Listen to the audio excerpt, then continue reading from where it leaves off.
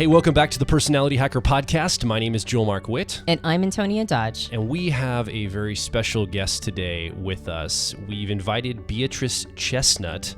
She's a psychotherapist, a business coach, and consultant. And she's the author of 2 books on the Enneagram. The one that's most recently been released is called The 9 Types of Leadership. And then she had a book before that called The Complete Enneagram. And she's been studying the Enneagram for over 27 years. Antonia and I both picked up a copy of her book in the last few months, and we're like, wow, this is amazing stuff. We have to have her on the show. So Beatrice, welcome to Personality Hacker. It's great to be here. Thanks for having me. So one of the things that stands out about how you teach the Enneagram, at least for me I'm primarily a Myers-Briggs enthusiast, but I love the Enneagram, so I've done a lot of deep dive study into it. And I noticed right away that your approach to the Enneagram is different than some of the other books that I've read. And one thing I noticed right away is how accessible your material is. You break it down, you make it very simple to understand. And I'm curious to know what your story is around, like what made you fall in love with the Enneagram and decide to, repurpose, repackage it in a way that is very easy for other people to access the material. Oh, well, I'm really glad to hear you find it accessible, because that's exactly what I wanted to do. I first learned the Enneagram in 1990, and I wasn't in the field of psychology. I wasn't planning to study the Enneagram, but I learned it through a friend's father. He told me one night at dinner that I was probably a type 2, and so I went and read Helen Palmer's first book about what it said about 2, and it just absolutely it sort of rocked my world. It was so fascinating to me that I just never dreamed that there could be something that could describe me to myself in such clear, accurate terms, both in terms of kind of what I knew to be true about myself on more on the surface, but also things that I barely was aware of and certainly didn't really want to admit that it was kind of helping me face. And so I got interested in it. I was about to go to graduate school in a different field, so I did that. But when I was done with that degree, I moved back to California and got into my own therapy for the first time. I got to a women's group. I kind of started doing some personal development work.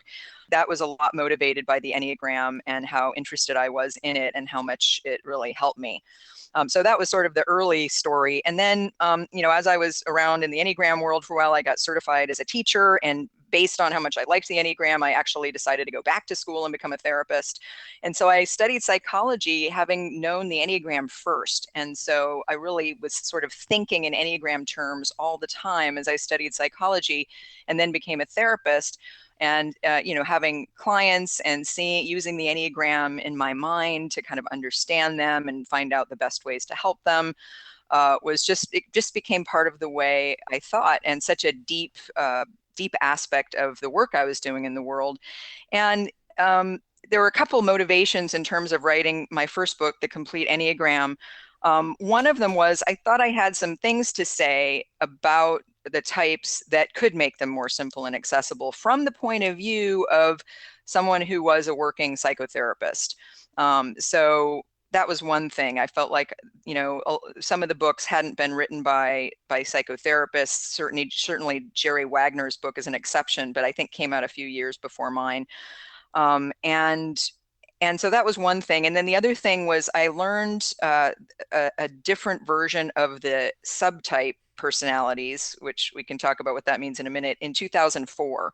And that learning the subtypes was such a powerful experience for me on the level of learning my type in 1990. It really opened up a whole new level of my own personal work. And so I was also really motivated to bring those to a wider audience than I thought really knew about them.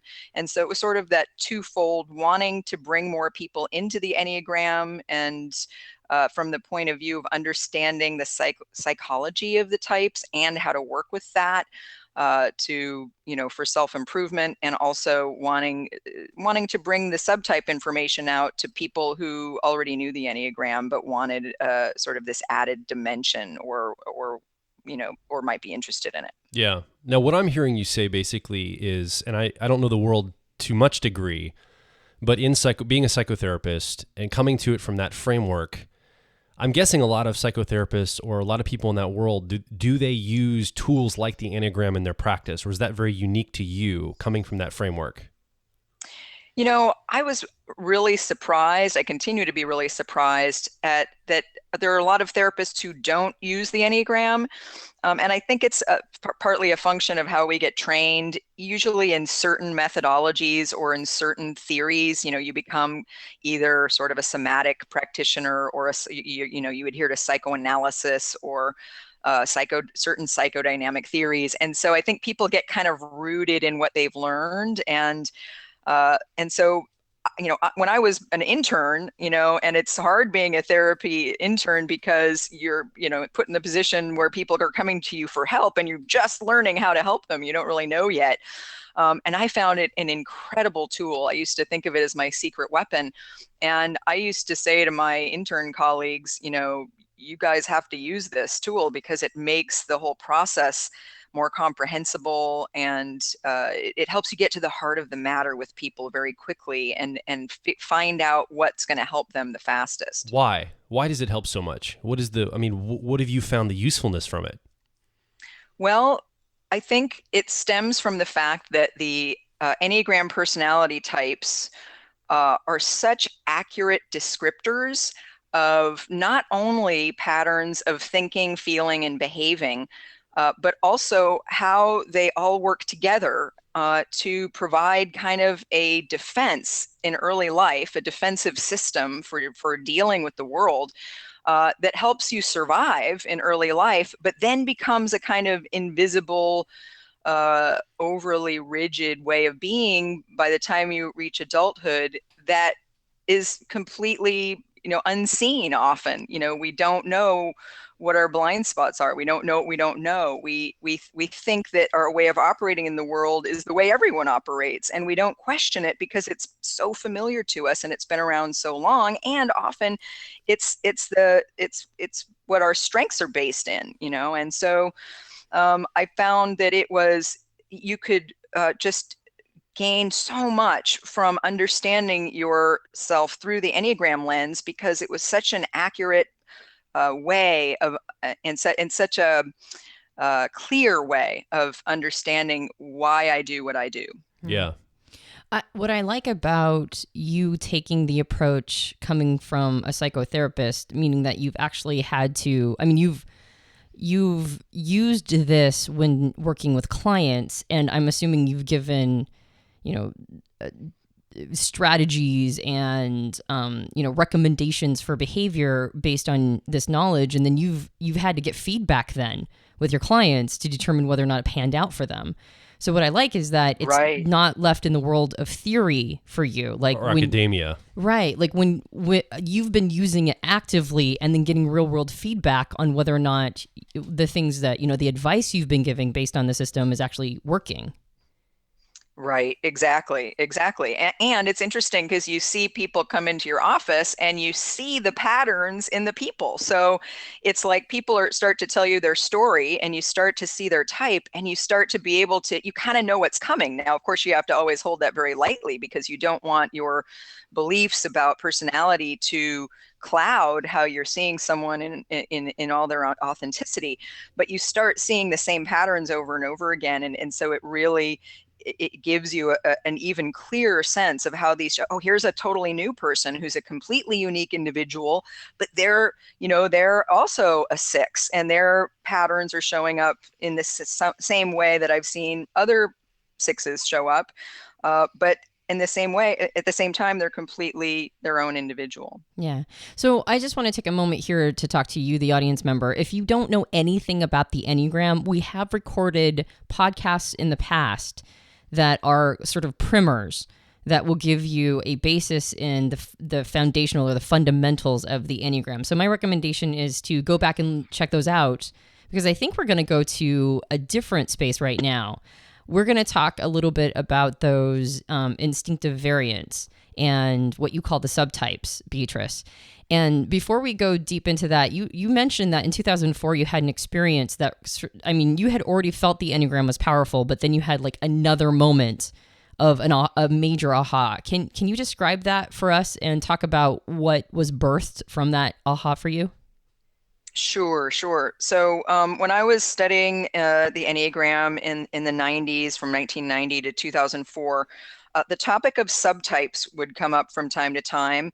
And the subtypes are basically, they're three different versions or three different sort of sub-personalities of each of the 9 types. And every time the subject came up, I found it to be not very compelling. There wasn't as much information about what the subtypes were. I didn't find it, I couldn't really find my subtype in it. I didn't really see how it was helpful. And so it almost irritated me a little bit when the subject would come up, because in my mind, it was just lacking the substance that the 9 types had. So I would even at one point kind of leave the room when the subject came up, because it felt like a little bit like an emperor has no clothes situation. Like, why are they talking about this if there's no there? But in 2004, everything changed, because the guy who I think of as really kind of the seminal author in the 9 types and the Enneagram as most people use it today, Claudio Naranjo. He doesn't tend to teach in the U.S. very much, but he came in 2004 to the International Enneagram Association conference in Washington, D.C. The people who had organized the conference, I actually started on the board of directors of the conference that year, invited him to do 3 mornings at the conference on this topic of subtypes.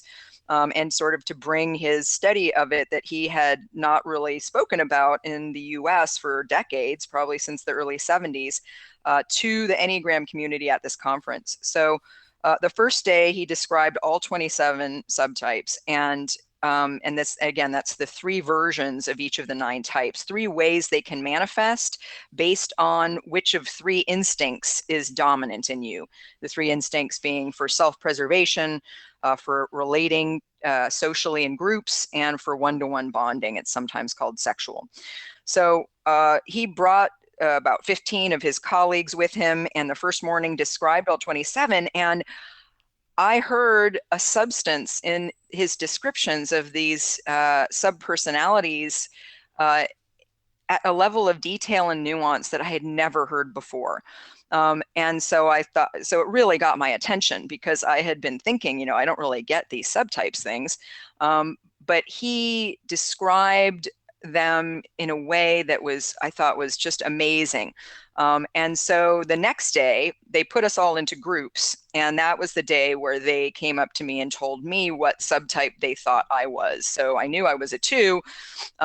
Didn't really know which of the 3 I was: self-preservation, social, or one-to-one. I thought I might be a one-to-one, but I didn't really know. And they said, "We think you're a self-preservation too." And I noticed my defenses going up, because the day before, I remembered pretty clearly when he was describing the 3 subtypes of type 2, which is my type, that the self-preservation 2 was childlike. And I did not want to think of myself as childlike at all. It doesn't sound like a complimentary thing or an attractive thing. And so I had literally thought to myself, oh, that one's not me. That can't be me. So when they told me I was this childlike subtype, I really immediately sort of saw my wall go up, like, I don't want to hear that. But, luckily I had been in therapy long enough that I could see my defenses go up and choose to lower them. So I asked the guy, I said, well, what do you mean by that? How do you know I'm a self-preservation 2? And he did the most amazing thing. He stood next to me. It was almost an energetic comment. He stood next to me and he said, when I stand next to you like this, he was Italian. He said, I do not think you're going to protect me. I think I need to protect you. And it was so interesting. I felt just this recognition go through my whole body that I wanted to argue with him. I wanted to say, oh no, but I just knew he was right. I even though I didn't know what that meant yet, I just had a sense that he was pointing me in the direction of something that was really important for me to understand. So I went into my little group of self-preservation 2s. There were only a few of us. And another one of Naranjo's colleagues came over and kind of helped we were supposed to talk about what we were like as self-pres 2s. And of course, we had no idea what that meant. So we didn't know how to do that. So, but another one of his colleagues came over and started asking us a few questions. like how fearful are you? And do you tend to trust people? And do you feel a kind of ambivalence about connection, even though you're a two, and most twos are very oriented toward wanting to connect with people? And it was just fascinating what came forward in my really asking myself, like, to be honest about the answers to these questions.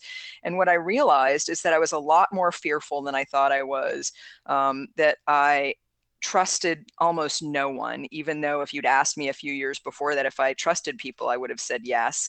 That I had a lot of ambivalence about connection, which I had kind of known before, but I had never really had a framework to understand it in, because that's not really one of the main characteristics of type 2 generally. So it opened up a whole new sort of world to me in terms of my own unconscious material that I hadn't really been aware of, So I went back to my therapist and I said, hey, guess what? I realized I'm way more afraid than I thought I was. And he was like, finally, you're getting that. And he told me every time that he saw me and came to get me in the waiting room for our session, I would look terrified.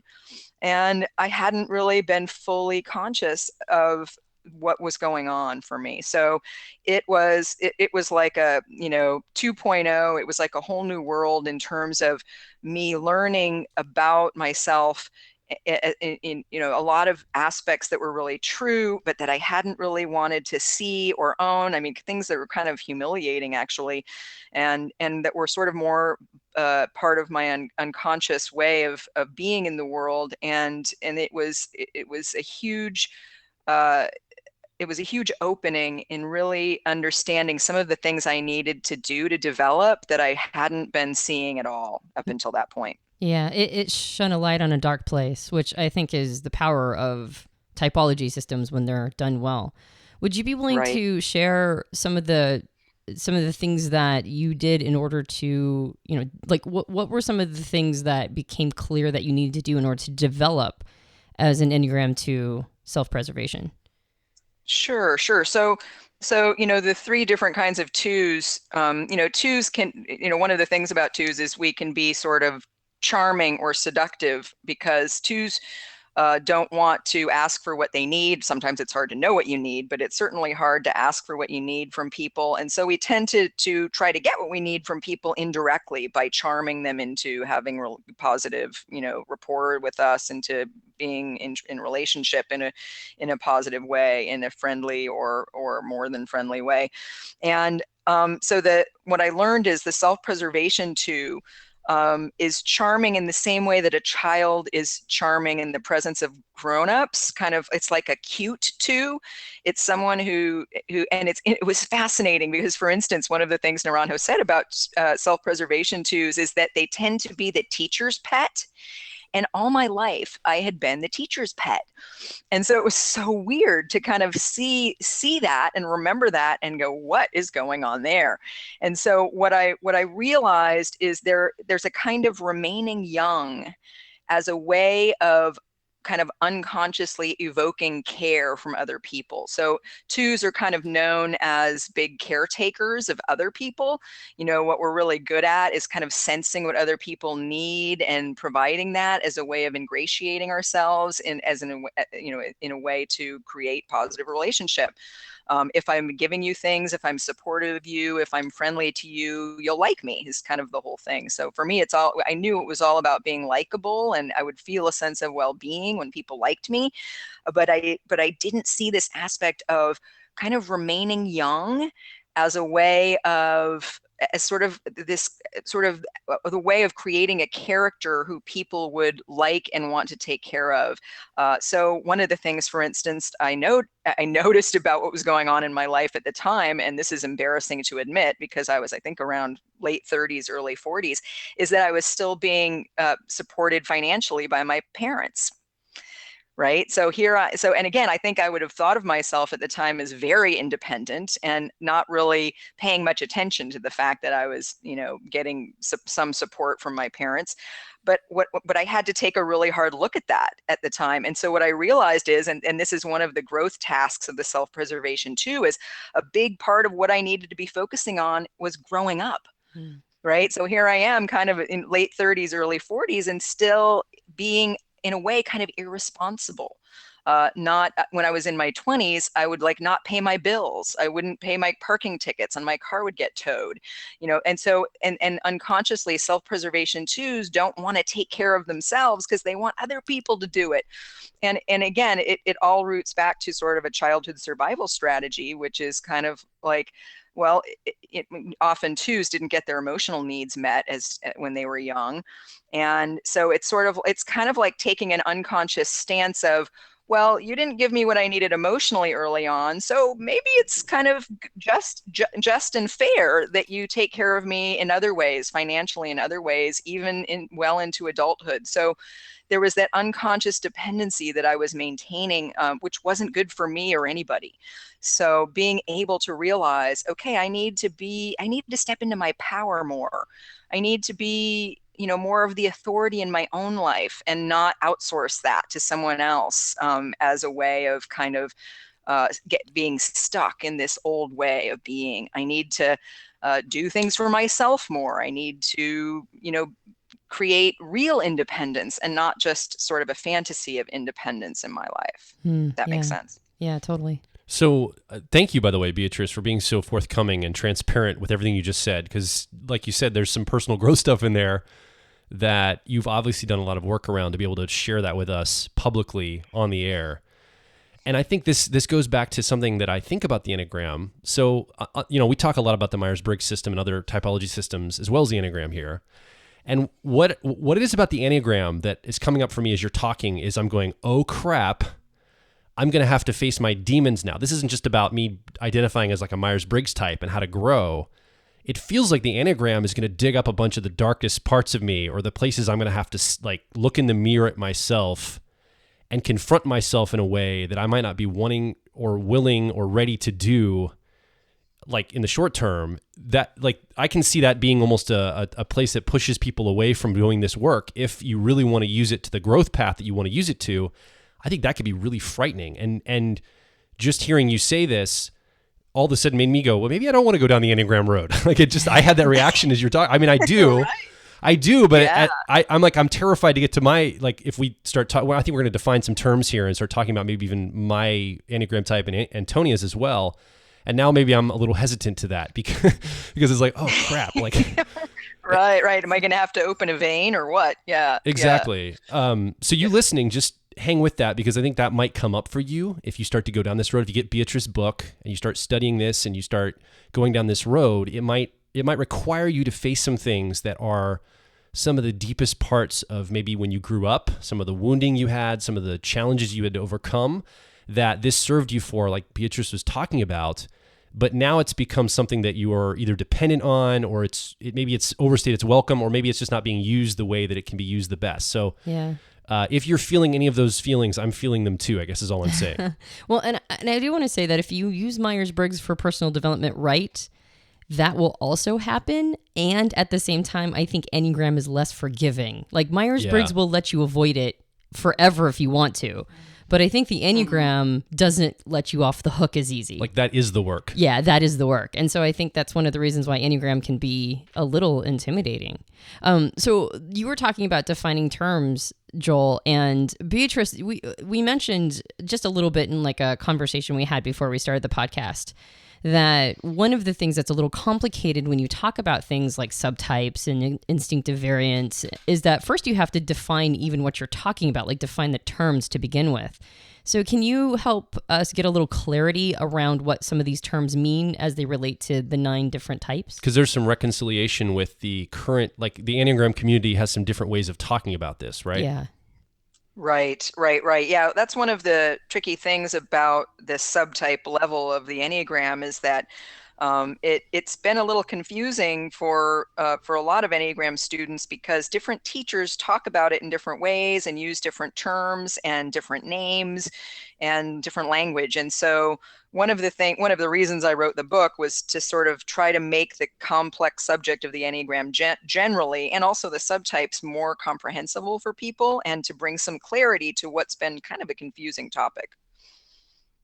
So what are some of the, so just kind of giving people an overview, you've got the 9 types Like, Right. and they get put into 3 different triads. And we've talked about this in previous podcasts. But Right. within that, what is the difference between subtypes and variants and what do you even mean by subtypes? I think for somebody brand new listening, they might know what Enneagram is, but what is a subtype? It's almost like in Myers-Briggs, we talk about cognitive functions. It's like a new thing for a lot of people. They're like, what is that? yeah. Right. So, like you said, the Enneagram system starts with the idea that that humans are three-brained beings, and the number three has a lot to do with how the Enneagram is structured. And so we have 3 centers of intelligence: head, heart, and body. And then there are these 9 types. 3 types are kind of centered more in the head, 3 are centered more in the heart, and 3 are centered more in the body. Well, the body center has a lot going on in it. On one level, it's the center of sort of movement in the world, sort of taking action versus not taking action. But it's also sort of where the instincts are sort of live, or where they're housed, or where they come from. It's the reptilian brain. And we all, humans are animals, and we share the instinctual level with animals, in that we all have certain basic instincts that are wired in biological drives that help us survive. And in the Enneagram system, the way there are 3 sort of groupings, or 3 main instincts that we talk about that have helped us survive. And that is, one is first just self-preservation. There's an instinct to survive, to stay alive, to get the food and water that you need to be safe. Then there's also an instinct for social relating, for getting along with the group. I like to say it in terms of getting along with the herd, right? All animals, part of the way they survive is relating to the whole herd, the family group. And so that's the second one. And then the third one is for one-to-one bonding. And that's sometimes called sexual. I call it sexual in my first book. I call it one-to-one in my second book, largely because in business settings, often it's better to use one-to-one, because the sexual term can turn people off or get confused. So we have these 3 basic instincts. So that the word instinct refers to these basic wired-in animal drives that are automatic, that are not subject to thinking at all. They just happen. You don't have to think to drink when you're thirsty. You don't have to do things when you're a child to create safety or bonding with others. So then, what the subtypes are. The subtypes refer to the idea that that there's another breakdown into 3. So we have these 9 types, and each of the 9 types comes in 3 different versions, depending on which of these 3 instincts has a sort of dominant presence in your life. So just like all of us have one center that we're going from, and then I'm a heart type, right? So I'm a 2. 2 is housed in the heart, and then within that heart center, I sort of favor 2 as opposed to 2, 3, and 4, the other 2 heart types. And then in the 2 type, I have a subtype that is more prominent in my experience, rather an instinct that's more prominent in my experience, and that is for self-preservation. That drives my behavior more than the other 2 instincts. And so sometimes people in the Enneagram community refer to the subtypes by the shorthand of instincts or instinctual variants.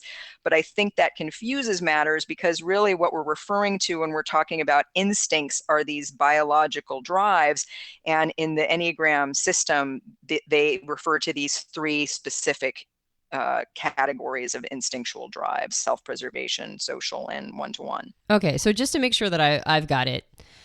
Basically, this is zooming in further and further. So if you zoom all the way out, you've got a set of 3, which is heart, mind, and body. Heart, 2, 3, 4. Yeah, right. And right. So if you zoom in, right, you've got 3 different numbers within each of those 3 triads.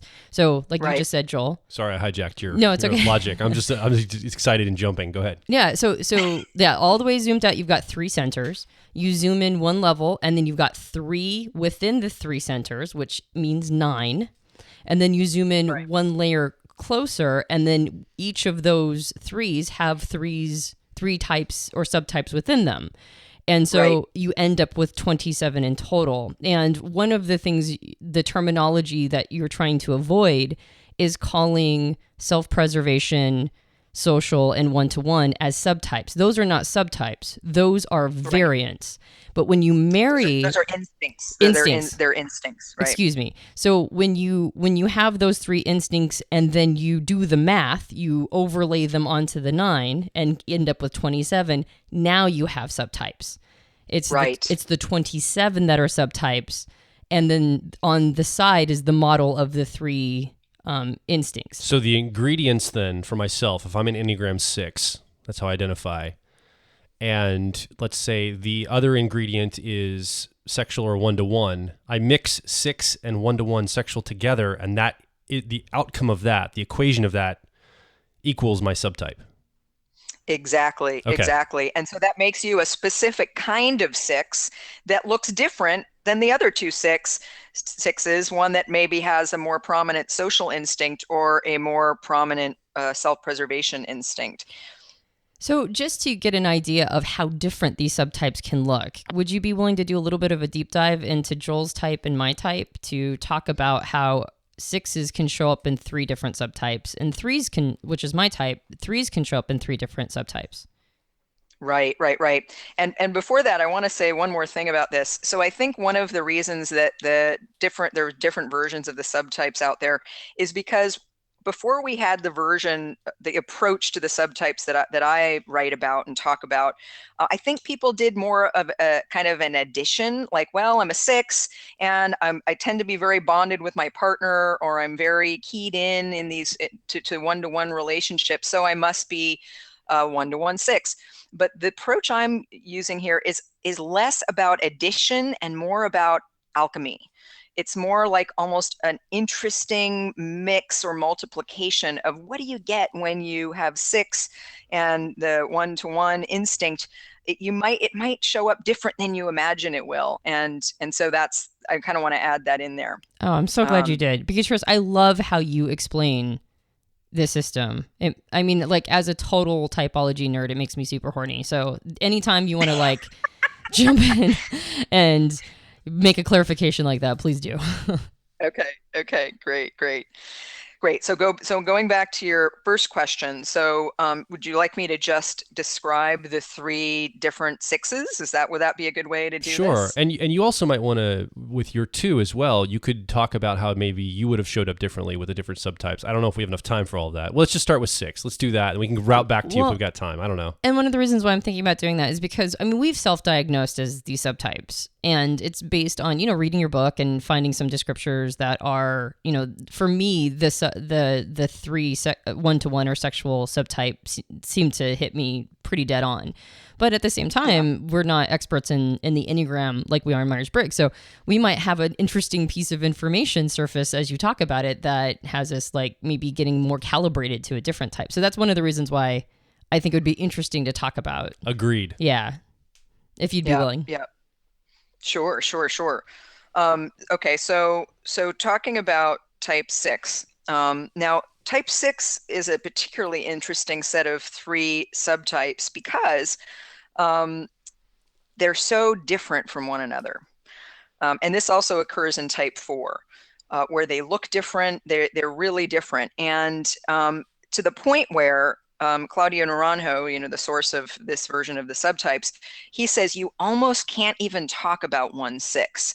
So I've noticed when I'm doing like basic introductions to the Enneagram, and you just want to talk about the 9 types because you don't want to overwhelm people and talk about 27 types right off the bat. I notice when I get to 6, it's really hard because there's not very many things I can say that all 6s do. And is this why 6s are always described as having sort of like Janus-like quality? Not because 6s themselves are necessarily as contradictory within themselves, but because the subtypes show up so different? I think so. I think that's part of it. I also think it's related to the fact that, fear is kind of a core characteristic, core like structuring the personality of the 6. Mm-hmm. And we all know that fear can show up in different ways. Fear reactions rather can show up in different ways. For instance, everyone's familiar with the idea of fight or flight. right? And so there's one kind of six that engages more in flight and one that engages more in fight. Mm.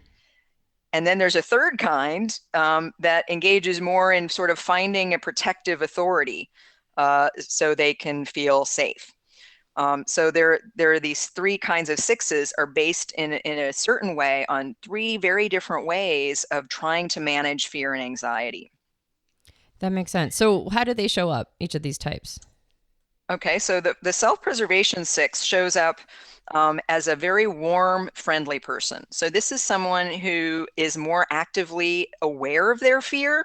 Some sixes, as you might know, aren't really aware that they're driven by fear. And some, I hear a lot of sixes say that they didn't even really know that they were fearful until they learned the Enneagram, and it kind of said fear is a big thing for you. And so as with a lot of these Enneagram qualities, a lot of it can operate outside of awareness and that's what the Enneagram is good at doing. But self-preservation six is someone who's actively fearful and who tends to automatically solve the problem of fear or insecurity by making alliances with other people, by gathering a friendly group of people around them, or finding protectors. So if you want to find a protector, if you want people to sort of bunch together with you in the face of the enemy, you're going to want to be a friendly person that's nice to be around and maybe not very aggressive. So the self-preservation six is a six that tends not to be very in touch with their aggression, or doesn't react from aggression very often, but on the contrary is more friendly and warm. This is also the six that's the most ambiguous, or has the hardest time with doubt and uncertainty. So like all sixes, they want certainty, but they almost never find it. So the world seems very gray to the self-preservation six, and you can hardly say anything there's black or white. And there's a lot of questioning and there's a lot of doubt. It's one of these people who can doubt everything, and they're looking for, what they can feel safe and trusting, but everything can be doubted and questioned. They can even doubt their doubt. So it's a person who is actively fearful, wanting to be protected by others. Fear manifests as a kind of separation anxiety, and so they can want to be with close others as a way of feeling safe. The social six is a more intellectual six. So I like to say the self-preservation six is kind of a two-ish six. So it's sort of a friendly person who wants to make connections with people. The social six is more of an intellectual person, more of a cool character. And this is someone who solves the problem, or attempts to solve the problem of fear, with finding a good authority and then looking to that authority and rules and guidelines associated with that authority to follow in order to find safety. And this, when I talk about authority, this doesn't necessarily mean a person. It can be an ideology or a way of thinking or something like science. They tend to be very rational thinkers. And so these are people who kind of want to find an authority and then know the rules and reference points of that authority. And then they can sort of relax because they know what to do under certain circumstances. And so the fearfulness comes more from ambiguity or uncertainty. So very different than the self-preservation six, who sort of lives in a lot of ambiguity and uncertainty. The ambiguity makes the social six feel anxious, and so they find a way to not be ambiguous, and so they see the world more in terms of black and white, and they tend to like a system of rules. Recently I was doing a panel of sixes, and one guy said, one of the things that makes me really anxious is when someone changes the rules on me. But at the same time, there are sixes, and so at times they can also rebel against the rules. But most of all, they're looking for a protective authority. And then the one-to-one six is different again. They deal with their fear through more taking it on head on. So this is a six that that has the idea that the best defense is a good offense. So this is the fight six. This is a more aggressive person. This is someone who can relate to react to fear, they usually, one-to-one sixes are what we call the most counterphobic six. This is a six that goes against their fear from a position of strength. So in order to ward off fear, usually sometimes they don't even register the fear, again, because that would make them less able to kind of move forward in a assertive way to meet their fear. They kind of try to be scary themselves. And so and again, this can be everything from the way they dress to making themselves strong physically.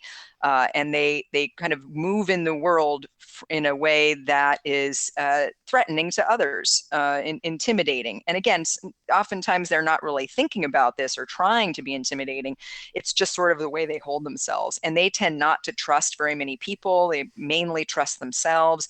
This is the more risk taker type, the person who's, rock climbing or jumping out of planes, because they feel most safe when they're going to meet their anxiety, when they're sort of dancing with danger and showing their strength and resilience by being able to meet different dangers head on. Yeah.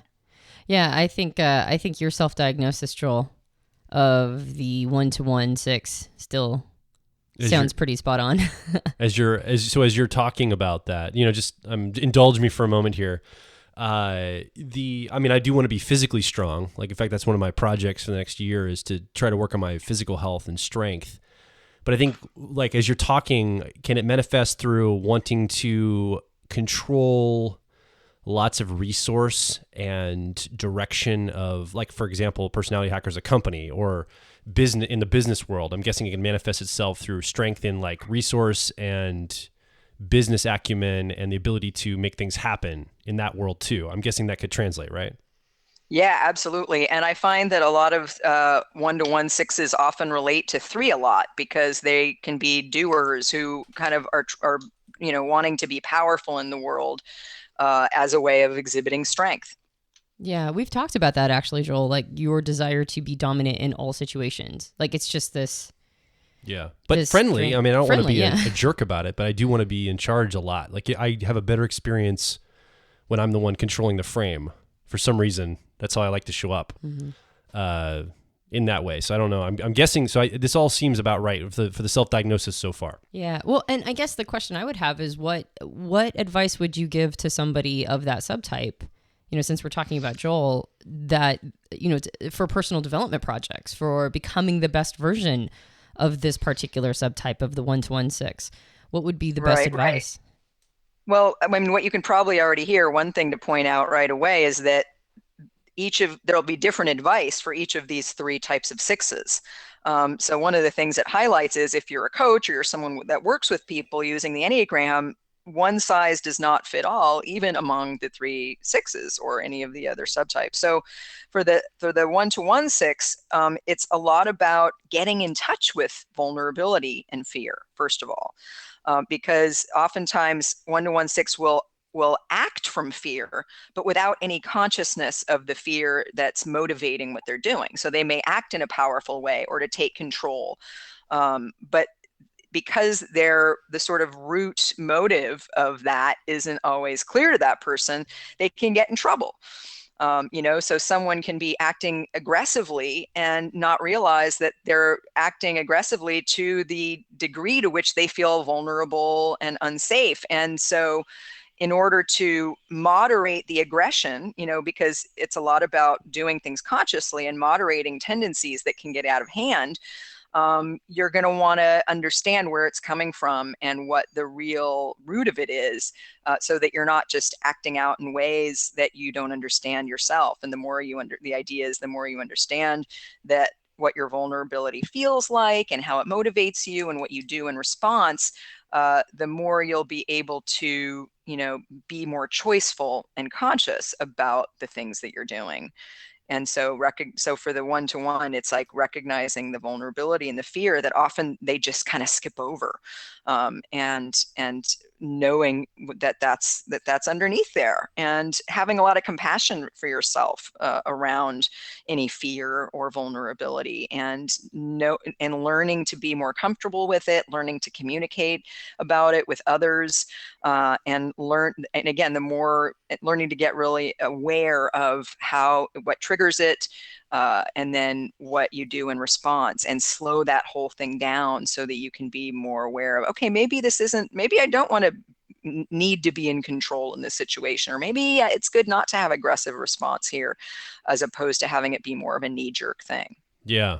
Yeah. And I can also see emerging from this, at least from my experience, and I'm guessing other sixes in the same vein have a challenge where in order to recognize that fear in ourselves, we feel silly or we're taking an ego hit to do so. And so it's almost like, if I recognize that, now I got to deal with this whole like, oh, I feel silly or stupid, and that aggression I can see covering over having to be vulnerable or having to like showcase how I might feel, feel like I'm letting something show, the fear show to other people that maybe I'm in a leadership position over or with. And that's like, oh, will that undermine my leadership? Will that undermine my ability to get things done? So this like play with that and being able to be vulnerable in the midst of showing up and wanting to still be in that leadership role or something like that. I'm spitballing, but I can already see how useful it is to start seeing things in those terms. So it resonates Exactly. a lot. Right. And one of the things, when you study leadership, one of the things you find is that the most effective leaders are people who are able to self-disclose in a mindful, selective way, vulnerability with the people they're leading, because it makes them more trustworthy and more approachable. Yeah. Yeah. This is good stuff. Cool. Yeah. Thank you. Do you want to move on to Antonia? Because I know we want to keep going at a good clip, I guess. Yeah. Let's talk about threes a little bit, if you wouldn't mind. Okay. Yeah. Learning about these threes was huge for me because, and this is a good example of, so before I learned this approach to the subtypes, I really only, they only really talked about one kind of three, which is the social three. The self-preservation three and the one-to-one three, I had never heard these types described before. So one of the really important reasons that it's important to know the subtypes connected to the Enneagram, if you're going to use the system, is there are types that the 27 describe that are not included, that just don't get mentioned when you hear about the 9 types alone. And so in the three, the self-preservation three is a three I had never heard of at all. And the self-preservation three is, so threes generally are people who want others to see them in a positive light. They sort of live for, and they're very good at being people who can kind of match up with or become the image of whatever the people around them view as successful and competent. So especially in terms of success and competence and productivity and getting things done and getting results, threes want people to see them in a very positive light. So self-preservation threes are threes who are very hard workers. And while they're also people who want to be seen by others in a positive light, they're very sensitive about being seen to brag or boast or show off, because self-preservation threes don't just want to get things done and have a good image like most threes do, but they also want to be good. Because again, if your security is tied to what you do in a deeper way, as they are with self-preservation subtypes, then it becomes even more important that what you do not only looks good, but that actually is good, that there's actually a quality element to it, because again, your security is riding on it. And so there's a way that these are people who want to be the best or a good model of whatever it is they are, whether it's the good parent or a good worker or a good partner.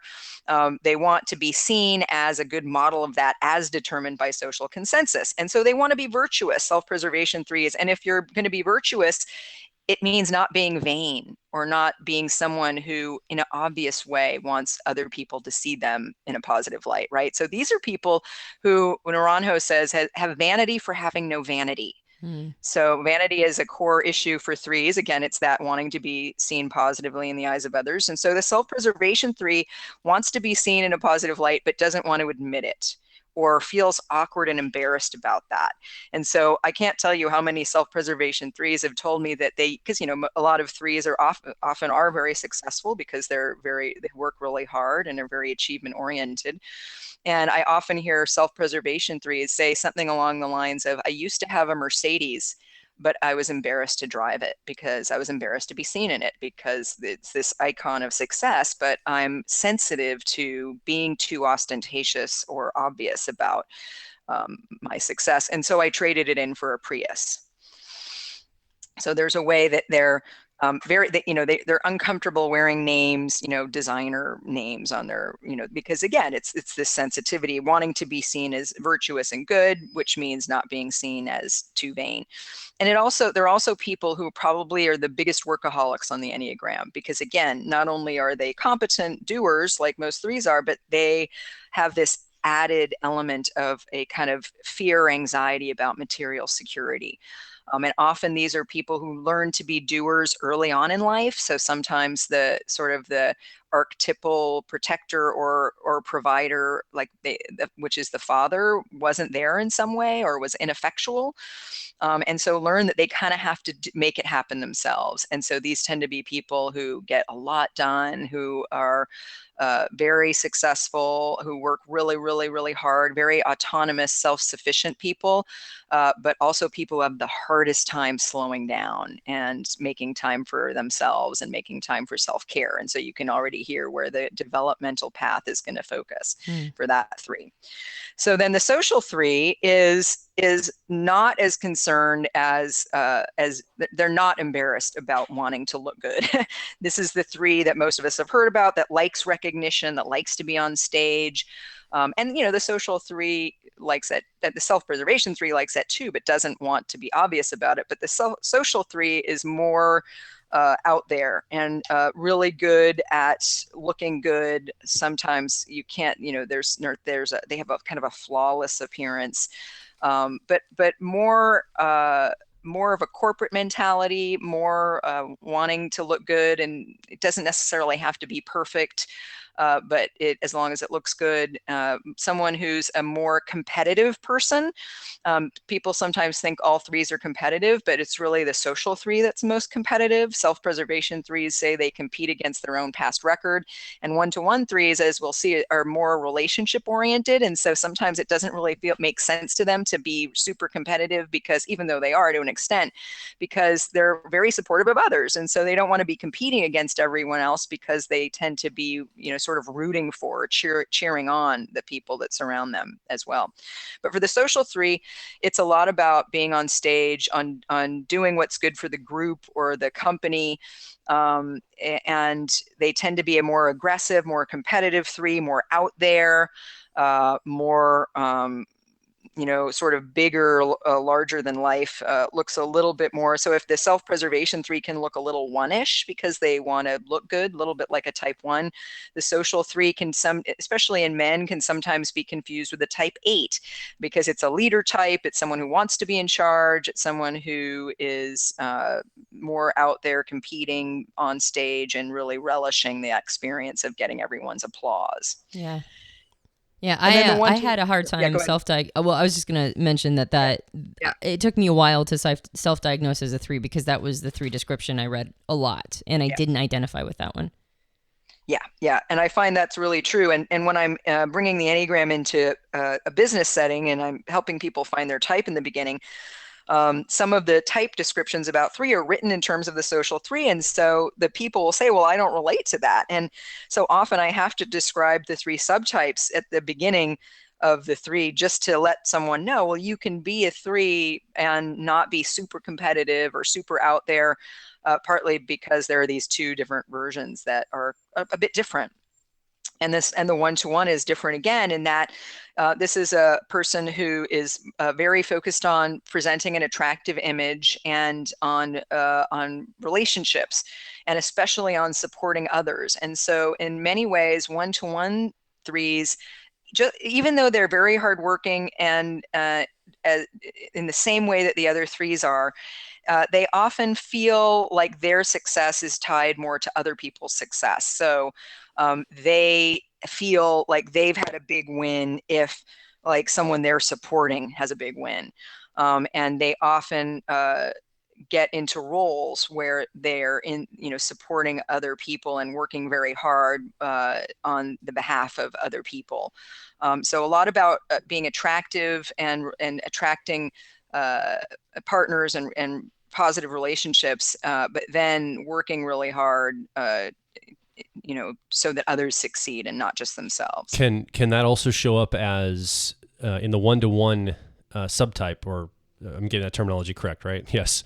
Can it also show up as them seeing the potential in somebody else that other person can't even see, and then getting into a relationship with them based on the potential of that other person rather than the actuality of that other person? Yes, I think I think one-to-one threes are really good at seeing other people's potential and the path to getting there, right? So threes are really good at making things happen. And so yes. And so I would say it's more of a two-ish three. And that's something also twos can do, is kind of fall in love with someone's potential as opposed to where they really are. But threes are really, one-to-one threes are very good cheerleaders and supporters. And so they can often do a lot of the work to help you manifest your potential, and help you see the steps you need to take and the path that you need to go to get there. So I massively identify with that. I think that's one of the reasons why I started to become a life coach, was because I enjoyed cheerleading so much and watching people, supporting their journey of flourishing. But what's one of the major blind spots of people of this subtype? Like, if I wanted to really leverage an understanding of my subtype in order to become the best version of it, what do you think your best advice would be? Well, it's interesting. The one-to-one three is the most emotional of the three threes. And there can sometimes be a bit of a sadness underneath because their focus is so much on others and sometimes not on connecting with themselves as much. So the blind spot for one-to-one threes can be not putting so much of your energy into helping others or supporting others, but also putting equal amount of energy into knowing yourself, connecting with your feelings, and kind of nourishing yourself in the same way that you support other people.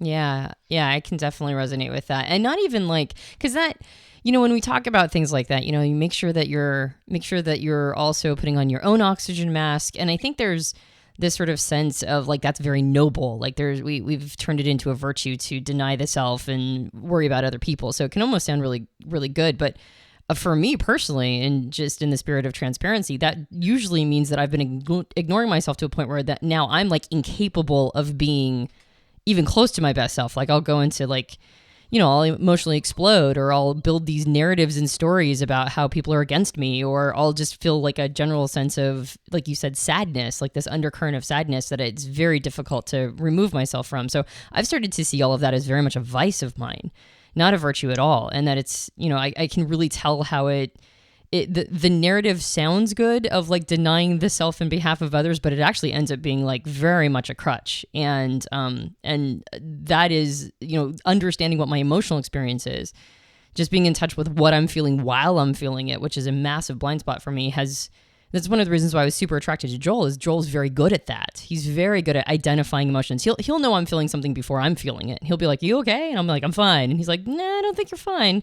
So that is very much, I know, an area of my of blind spot for me. And so it's good to know that direction, heading into the direction of getting more in touch with that place, is the growth path for people of my subtype.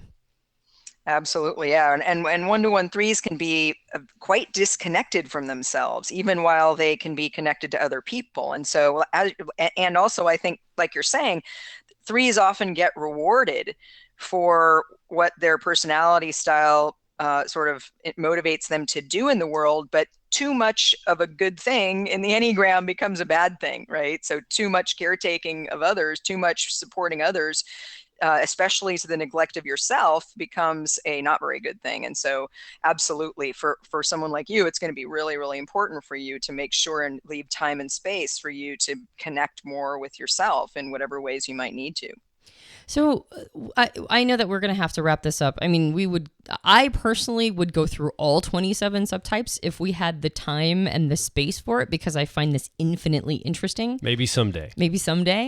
But I don't think we're going to be able to do that now. So can you, just to kind of, head towards landing the plane and wrapping it up, can you, for our audience member who maybe is still trying to figure out what their subtype is and the best information, Can you give like a general piece of advice for people who want to go down this road, and then let our audience know, like the person who's listening, how can they find you? How can they find more information about their subtype or helping them diagnose it and go further down this rabbit hole? Yeah, basically, I think what Antonia's asking you for, I think we would recommend people go get your book. I think that's a good starting point.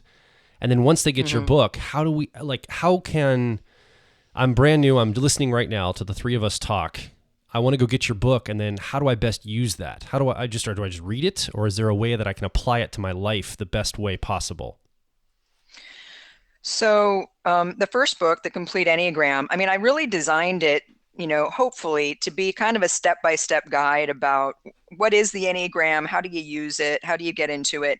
But at the same time, I don't think people necessarily read it cover to cover. The first 3 chapters are very introductory, trying to bring people in step by step into what this is.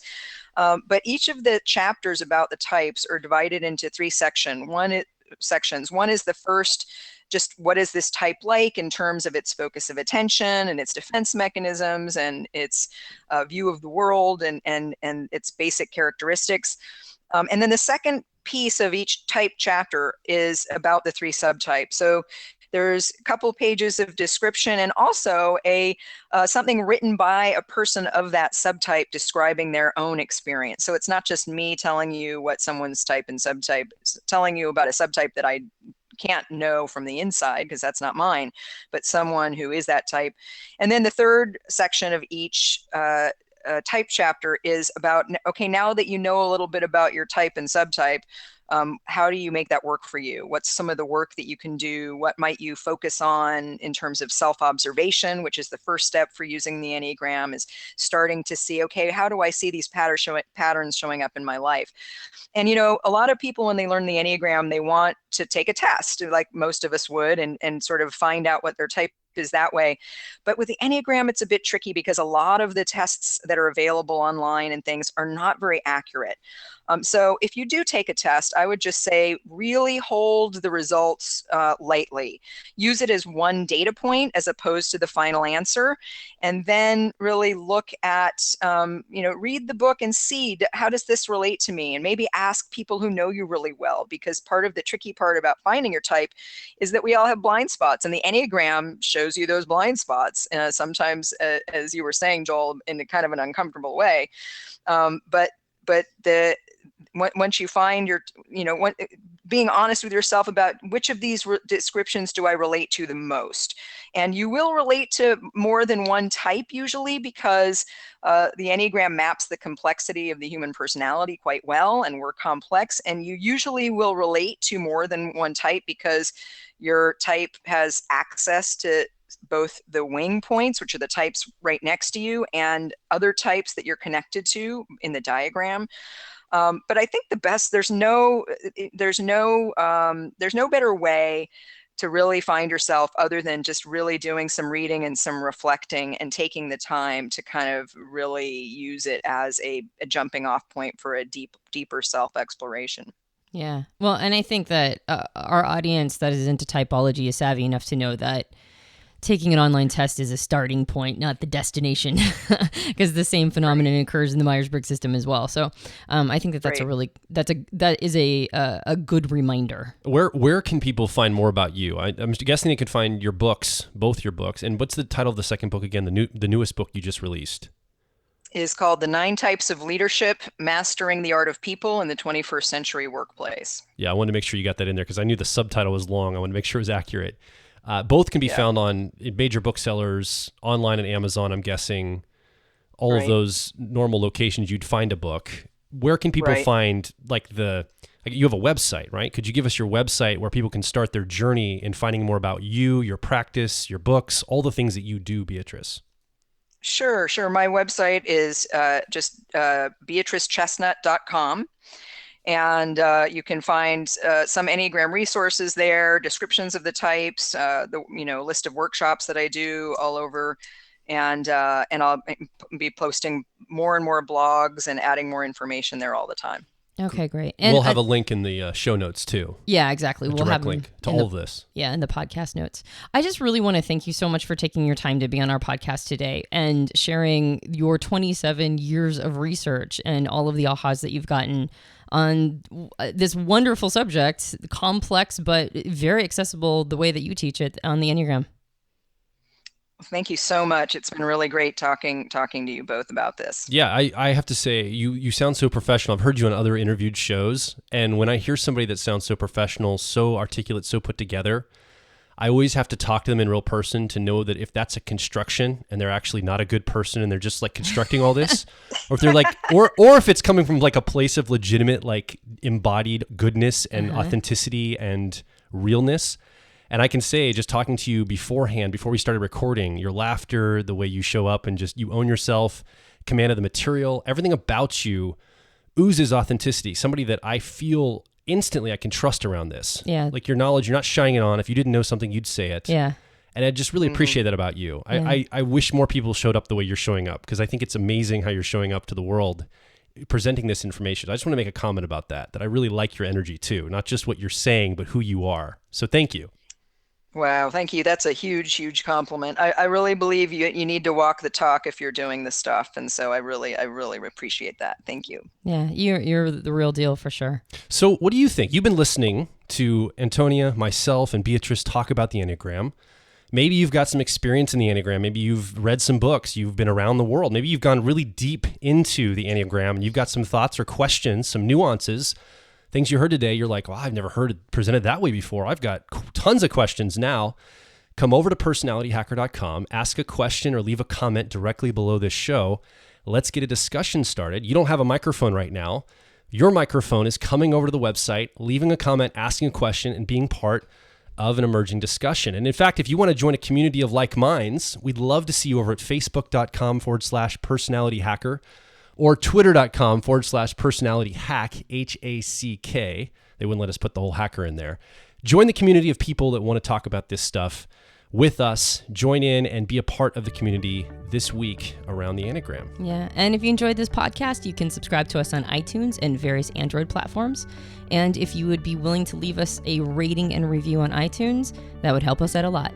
My name is Joel Mark Witt. And I'm Antonia Dodge. Thanks to our guest, Beatrice Chestnut, for being on the show today. We'll talk with you on the next Personality Hacker podcast.